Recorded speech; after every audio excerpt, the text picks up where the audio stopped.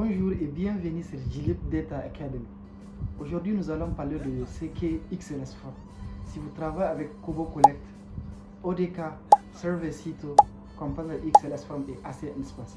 À la fin de cette vidéo, vous serez capable de comprendre son rôle, sa structure et pourquoi il est devenu un standard international dans la collecte numérique des données.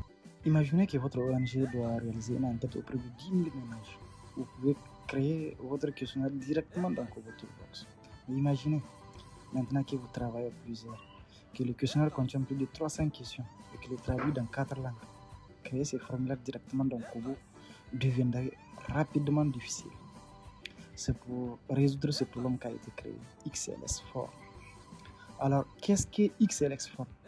Un XLS form est simplement un fichier Excel structuré selon les règles précises. Ce fichier décrit entièrement un questionnaire numérique. Il permet de définir les questions, les réponses possibles, les conditions d'affichage, les calculs et les paramètres du formulaire. Une fois terminé, en Kobo Toolbox, ODK ou Servicito, le formulaire est alors automatiquement généré. Autrement dit, vous construisez votre questionnaire dans Excel puis la plateforme se charge de le transformer en formulaire numérique. Alors, pourquoi utiliser un XLS form? D'abord, le premier avantage, il est rapide. Modifier un questionnaire de 300 questions prend quelques minutes.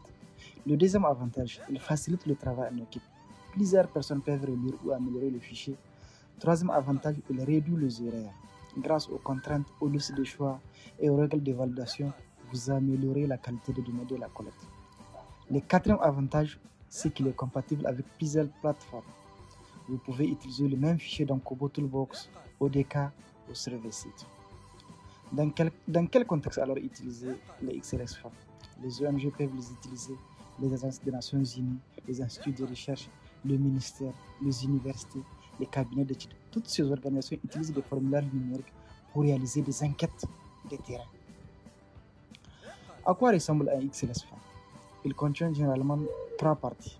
La feuille Survey, c'est là qu'on écrit les questions. La feuille Choices, elle contient les listes de réponses, par exemple masculin, féminin, oui, non, etc. ou encore les régions d'un pays. Enfin, la feuille Setting, elle contient les informations générales du formulaire, comme son titre ou son identifiant. Et c'est fini. Dans la prochaine vidéo, nous allons découvrir toutes ces différentes feuilles.